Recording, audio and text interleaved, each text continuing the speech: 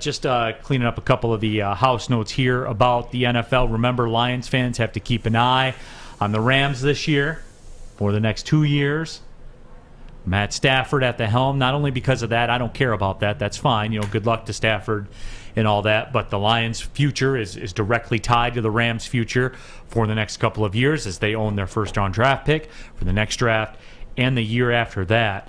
And there's a lot of discussion out there in the football community right now, D-Mac, and a lot of the media are acting as though Matt Stafford got paroled or something, like he's Andy Dufresne tunneling out of Shawshank, getting here because the shine and the love that this guy's getting. And look, Joique, I don't want to put you in an uncomfortable spot because you went to battle with the man. I get where you are. But you got dudes out here in these streets saying he's going to be the MVP, the Rams are going to win the Super Bowl. Peter King came out and said he could be the first quarterback to throw for 6,000 yards in a year.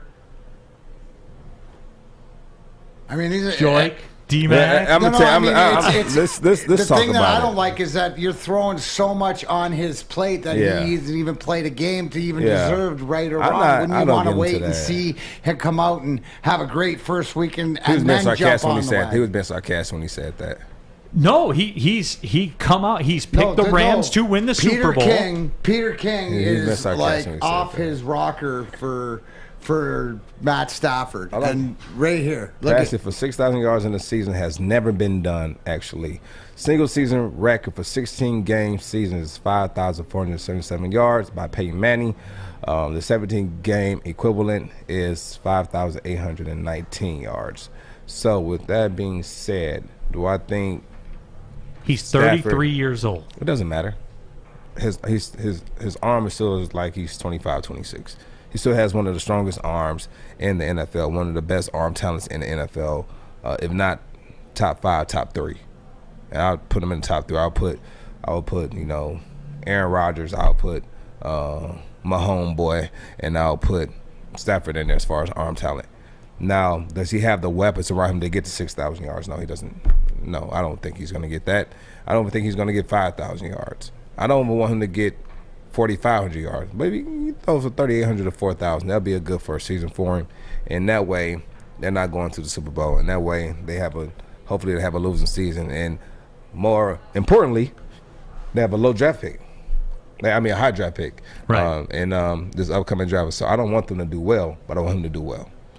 Yeah, I mean, and that's, and I didn't even thought about it that way, and that's a very kind of Neal way to think about it. The way you did, you started breaking down the receiver core. I didn't even go that because the emotion got high. But when you break it down, I mean, is Robert Woods and Cooper Kupp and Deshaun Jackson, is that the recipe for a 6,000-yard quarterback? Probably not. Probably not, Joique. That's fair to say, right? And who's going to be the deep threat? It's going to be DJ, the kind of take the top off the defense. And they got Tutu Atwell there as well. Yeah, but DJ still. I mean, even at his age, man, DJ got them wheels.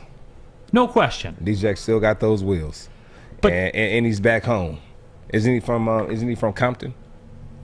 I don't know. Yeah, have to get the research department on that. Yeah. No, but D-Mac, I mean, are you surprised at? Again, I just go back to it. Like, people act like he got out of Shawshank leaving the Lions. Well, I mean, I think that, again, it goes back to our conversation of Detroit versus everybody. But when you're in Detroit, do you not get the rub or the love? But, I don't know. He has the ability, but it's something that I don't think that you want to throw a whole bunch of pressure on somebody, like throwing this pressure on Aaron Rodgers or Peyton Manning, as we talked about. Well, they were sort of used to it. This is a little different being a front runner for Matt Stafford, right? So it'll be interesting. Hopefully, for the person, hopefully that he'll be able to succeed, but we will see it. Hey, and a quick shout out from Big D Energy to Aunt Jennifer, Jenna's Aunt Jennifer. Happy 50th out in Vegas. Yeah. Whatever happens in Vegas stays in Vegas, unless you're Art. You bring them all back. So it's all good. Happy birthday. Thank you. And real quick, I want to correct myself. He's not from Compton. He's from L.A., but grew up in Crenshaw. I knew it was a C, but grew up in Crenshaw. So he's basically, he's back home. He's playing for the home team. So I think the same type of intensity. My you know, the beast mode brought back when he went back home and played for the Bay. That's what I remember when I played with him in Buffalo. He wanted to get out of Buffalo and get somewhere where, you know, he was in a good mental space as far as their environment. And then when he was with Seattle, I talked with him again, and he was, you know, telling me he was about to retire. I said, well, if you can go play for any other team in the NFL, would you stay? He said, well, if I can go back and I can play for the Raiders, I'll play some more. I want to go back home and play. I said, smart move. And he ended up going to the Raiders and playing in the Bay before they moved to Vegas. So I think that was, you know, he spoke that into existence. Chad, but not that Chad, says people leave the Lions and all of a sudden they get love. I mean, this has been a love fest. This is... But that's weird. I mean, is that what you know, you have these big players and they leave here and they go to other teams and they have success as a team, right?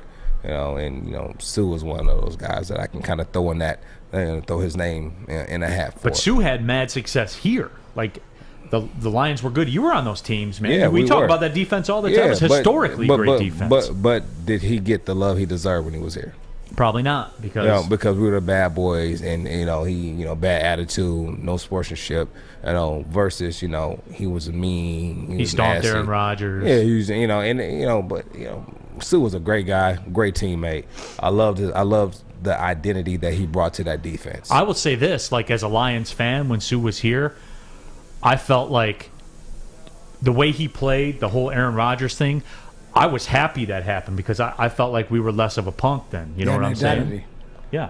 I was happy about that. And by the way, Ryan's reaction says, just so people don't forget, Aaron Rodgers has less Super Bowl rings than Eli Manning, which is true. It is true. Very much true. That's big fact. You feel like Aaron Rodgers should have won more? I think he should have won more. Yeah. Man,